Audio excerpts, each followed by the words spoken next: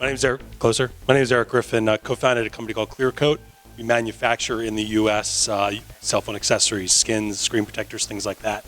And you can get them at mall kiosks. We have 100 mall kiosks in 17 countries where you can give us your phone and we'll install it for you. And so to give you a little background on who I am, with traction, I thought it was a really cool topic because I had never actually thought about that word. And when I thought it's when rubber hits the road, you know, when you're starting up your company. What I realized is it's this thing that really never goes away. I'm still going through it. Microsoft went through it. You guys ever hear the Zune? No? Yeah, me neither, because it flopped, right? But Microsoft was huge when they released that. So we're struggling with traction all the time. And a couple of cool stories, and I'll leave some nuggets with you from what I've learned, and I've got so much more to still learn, is when we were starting, we're coming with our idea, and just when you're in ideation, when you're trying to think of that idea, traction's really difficult because for us, we make screen protectors. And when we wanted to start this screen protector company, everybody's making screen protectors. It's really easy to say, someone else is doing that idea. I guess it's already been done. Like we do that all the time. You think you have a great idea, you see it somewhere, you give up. Well, when we started Clearcoat, there were like 4 bajillion competitors making screen protectors. We were just 2 guys that wanted to make a screen protector in the US and sell it for 25 bucks. There were 5-packs in China for $10. There were publicly traded companies like Zag, our competitor, doing the same exact thing. It would be really easy for us to just give up. But we really wanted to make that happen, and we pressed forward. At the time, it was ignorance. Looking back, it was actually pretty brilliant to not give up just because we saw it somewhere else. We found to get traction there, it's all about execution, and everybody says that. But for me, executing an idea, whether it's been done before or not, if you're adding value, and I think somebody else said this earlier, I think it was you, if you add value where your competitors are not adding value and the customer you're selling to appreciates that value, you get immediate traction. The problem a lot of us have is we don't know what our customers actually want. We think we know, and we go out there selling it like that, and then we find out they don't care at all about that value that we're proposing, though we think they will. So we kind of learned that lesson. You know, when me and Dennis started our first mall kiosk, we thought, okay, we're going to beat people on price, we're going to beat them on branding. Turned out that was the worst idea.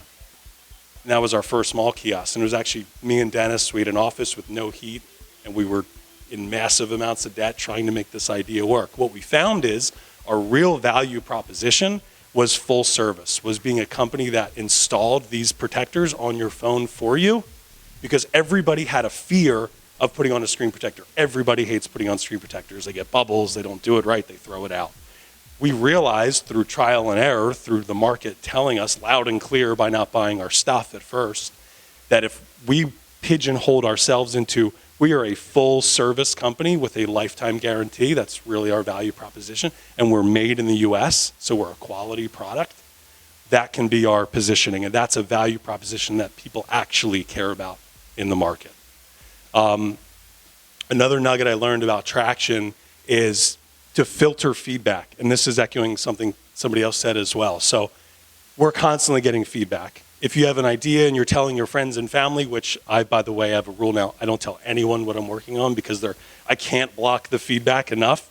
But if you tell friends and family, what you'll find is they give you all sorts of feedback, mostly because your idea, hopefully, is something they've never actually heard of, and that's unfamiliar and uncomfortable to them, and they're gonna try and force you to do something that is more comfortable for them, which is everything else that exists in the market, right? So if you can learn to ignore and or filter that feedback and temper it, but stay true to your vision, that's really when you get a winner. Otherwise, I don't know if you guys have ever heard of the Homer Simpson car, but Homer Simpson, real quick, you can stop the clock, it's not really my story.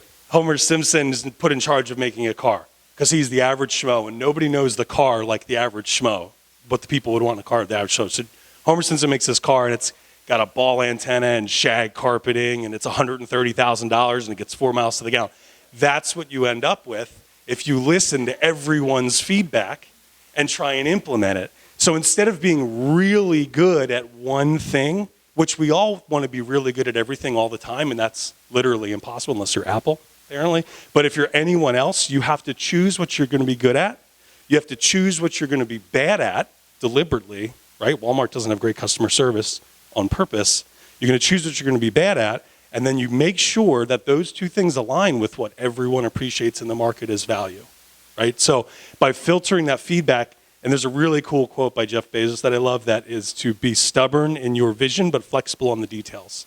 And that to me really embodies that idea of to get traction, you have a beautiful idea, everyone's going to try and fill it with poison, and some of it's valid, don't get me wrong. I'm not saying I know everything, I'm not going to listen to people, but if you can temper it, filter it, and then apply it to your vision going forward, that's when you really have a winner. So the way we did this, we have these mall kiosks, and we said they sell only screen protection, basically, and what we call full body protection, and that's it. We're in prime real estate in malls, so our business, it's like a franchise. You can go open a Clearcoat kiosk, it's your business, okay?